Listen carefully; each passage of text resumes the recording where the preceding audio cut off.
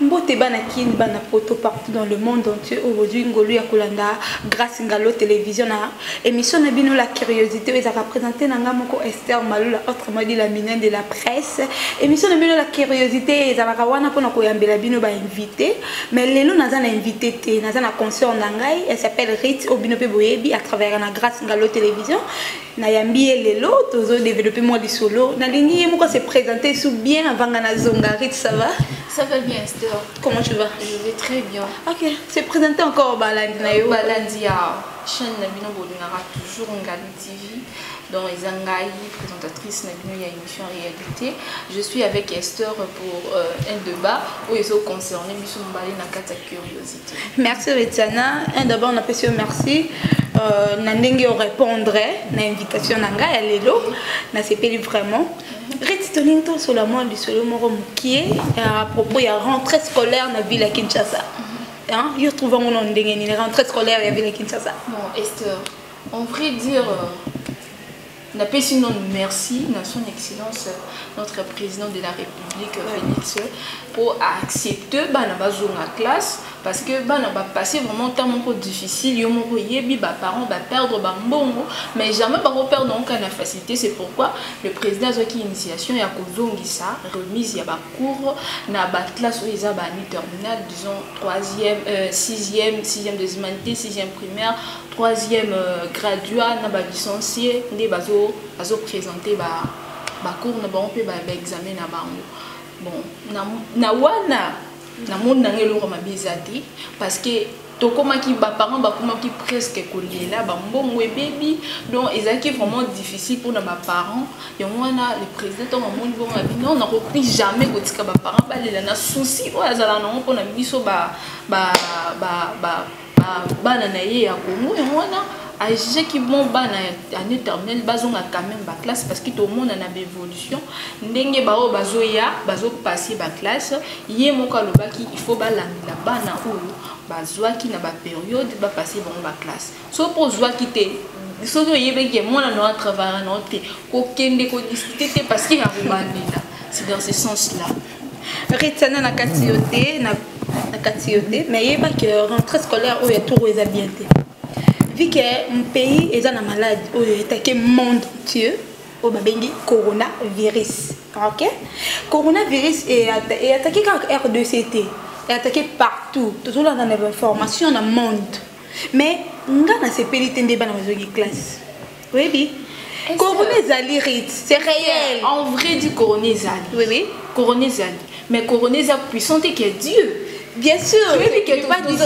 combien de pays combien si qu'on perdrait ba o bazaki ba peuple na kati ya mboka mais c'est pas eza salemi na Congo té c'est Congo que na kati ya lingi RDC toujours respecter ba normes mesures té ba lobi to ta ba cache-nez mais aux autres en école monsieur sozo mona mona zana les oui c'est là ta cache-nez a boy na mais on a toujours protégé ba na biso té oui mais le ezas ko conscience on t'a prendre conscience que tous en a tant moko eza mabe tous en a maladie côté biso na mboka il faut tout ça tout se protéger et ça sous problème il y a président et comme il problème il y a mon temps de conscience il faut protéger dès pas na bazongi ba classe donc c'est obligatoire moi na nyonso il faut na cache ni donc dès pas te cache ni donc ils ont la difficulté zali pour moi na zo malade mais le problème c'est quoi tout ça ce qu'on a conscience il y a il faut que comme ce problème il y a l'école pour interpeller bana que tant aux école il faut na cache ni c'est ça mais ritina katioté dans un grand pays na monde au biso to landaka hein so ibon ba lobby biso RDCP to c'est New York le président a fongola qui rentrée scolaire ya bana mais tout le monde na dernière minute a kangi sur rentrée parce que ni na salle de classement à côté 80 élèves na coronavirus a joué à ces mini à kangi yo kasi kuna baza ko respecter ba norme te nini bazo maladie wona zo côté la bango mais biso côté ba norme ba respecter te Retiana je te dis dans la CPLT ndenge Esther na conception na danger na conception voilà yo ko penser ni si ils ont mis sur des fort on a mis sauté ils ont mené de battre là parce que Congo so total la situation de santé sociale tout ça vraiment na si donc pays bakufi na bazaki donc bazaki ko se protéger ko leka kutu biso mais bakufi ebele par rapport à biso c'est que nzambe ne ta protéger yo otinda mo na nzela classe kenini avenir neza la bio que nzambe wana ko sala kia pour moment na coronavirus mais pour nanga pour nite bazelika ane oyo total elango ndenge coronavirus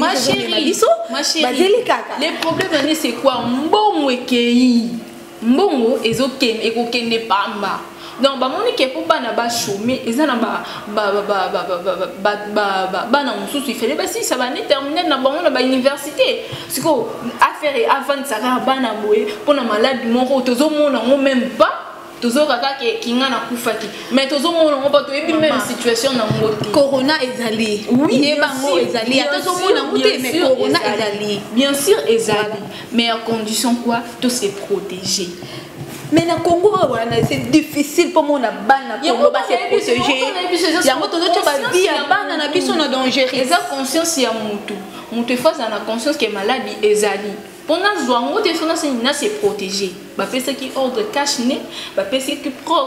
ordre tout désinfecter maboko ko sokola maboko malamu, ba pesa ki ordre ko kosola na coude. Donc nyonso wana ezani mutu na mutu kwa za na conscience aza na mawa na ye aza pe na mawa baninga ke fona ni batela pona batela pe basusu.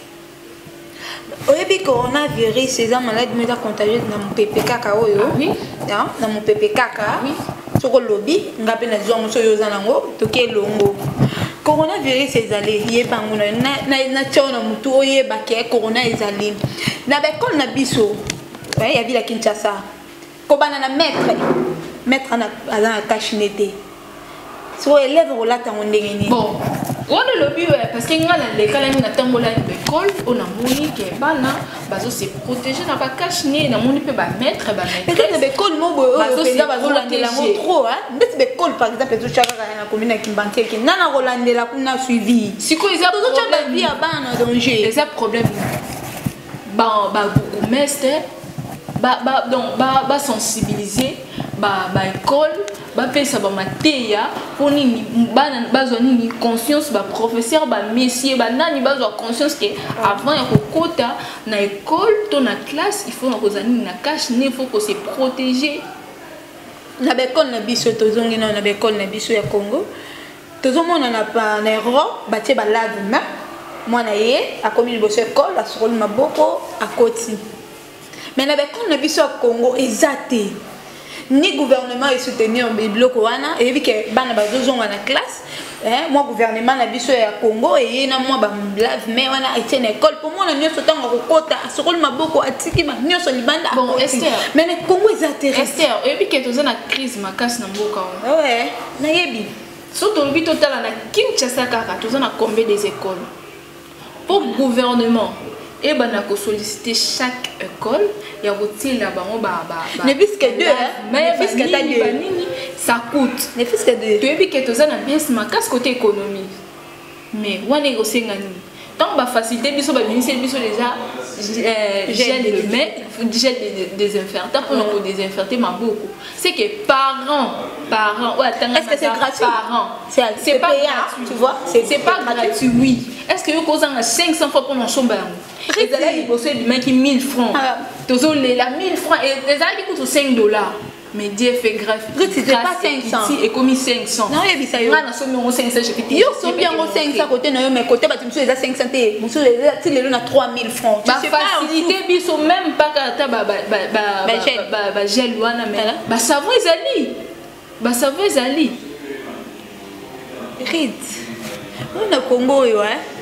tokende tozonga ma copine nga eza pasi pona ngai nasenga ki boye classe evanda nango na nani oyo ane wana tobandi yoka sikoyo babinini bana baza na classe ase ba parents bakenda kozwela bango ba devoir ba TP mwana ya kosala na ndako est-ce que ça existe parce que nga na yebi na bekole eza bien organisé basali ke ba devoir ba TP ba exercice ezoleka en ligne. Il y a aussi des écoles où il y a permission na bana bayaka bazu ba papier ba examen ba devoir ba baye na on ndako ba travailler na ndako et le lendemain ou bien ba mikolo ba opesa ba na bazungisi ba papier mais nga na yo kite ke ba parents parce que parents informé nango parents ti mutatanga ils a élève mutatanga donc moi na mutatanga donc jamais parents ko ke va devoir à moi na yo ko pas na yo nga na informé na mona ki na école wana na moniteur la ba parents na mituni nga bien eza nini peut-être à cas où bana bazami qui peut-être parents cause na pour moi na za moki pas la primaire l'école o eza musika na banda pour na ba prince parents est-ce que tant bana bazoya na école bazo respecter distance à 1 mètre bon Esther surtout tali aux autres ba mange au tali au mona ke bana baza distance na kati ya salle distance vraiment eza makasi na pese exemple salle o école ça bana 200 exemple technique ça école ça 200 mais na ba mort ba bana 6 to 7 parce que yebisa ba zongi si bango nyonso bon ndeni bon en fait eza ke ni école ezotanga te eza ke bana 6e ba doit enseignant ou bien ba enseignant ba cause na facilité ya possibilité ya ko disposer bana na ba salle ati nombre esengeli na salle o nombre esengeli na salle o nombre esengeli na salle o à distance bazui bon so ezaki primaire wana nde koza mwana passe mais so ezaki humanité koza na problème te pour professeur ako disposer cours apesi na cours na ba élève o asilisi aki na salle mususu apesi pe cours donc bazo sa ba permutation wana e ko faciliter ke mwana na mwana azala na facilité ya kozwa cours mais so tozongi na primaire wana koza un peu difficile azana ba salle peza mingi bakoko kozwa ke basangisi bana na salle moko batie bon que facilité mon avant de couler mon avant de couler mon avant de un problème déjà pas c'est pouvoir respecter 1 mètre et ça vraiment pas pouvoir respecter 1 mètre et pour ce que l'école où est dans la moi 3 salles moi boy à salle école na yena ndenge na l'état pas bien mais ça 3 salles ce qu'on sous carap na ba belé et puis Esther l'école est belé donc ba fondateur est belé ba c'est là qui l'école par plaisir ba msupe ba ça pas plaisir mais pour na aide ya ko aider bana batanga mais le problème est que nini couronné kotina mboka ils a fauti il y a fondateur donc il faut besoin disposition ou soit lelo ba bengi na autant d'élèves ba ye cours lobby ba bengi sous autant d'élèves ba ye cours lobby ba bengi sous autant d'élèves jusqu'à ce que nini le nombre est bana quelque chose bazar à 100 mais quand même bazo participer na cours. C'est ça. Ok, je suis pour le banni pour mon consambo quand on a si rentrée scolaire parce que yo a vraiment pour la rentrée scolaire pourquoi epseni vraiment son excellence na sepeli makash na ndenge ozongisi bana parce que ba parents vraiment ba perdre qui espoir ceux qui bana ba koki surtout ba finaliste ceux qui vraiment ba aussi ça ba étude na bango ani vraiment merci na son excellence na likanisi vraiment azwaki et à faire bana bazonga batanga basi ça va classe pour et permettre pe na ba o bazoya et pe ça vraiment boulou yekete. Merci Rit, merci vraiment na sepeli na présence na yo na plateau nanga. To comme déjà à la fin il y a émission na biso curiosité toujours de babi curiosité toujours makambo voilà